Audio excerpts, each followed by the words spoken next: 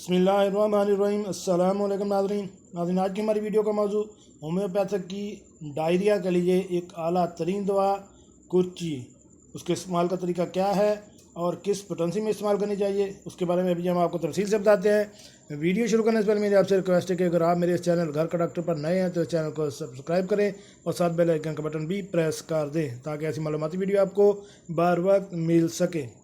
जी नाज़रीन, homeopathy first aid topic number 17, diarrhoea और कुर्ची।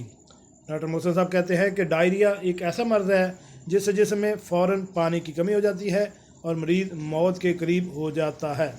अगर डायरिया की मेडिसन पोडोफाइलियम, क्रोटेंटेक, चाइना वगैरह नाकाम हो जाए तो कुर्ची क्यू की चंद खुराकें मरीज़ को शफा याब कर देती है।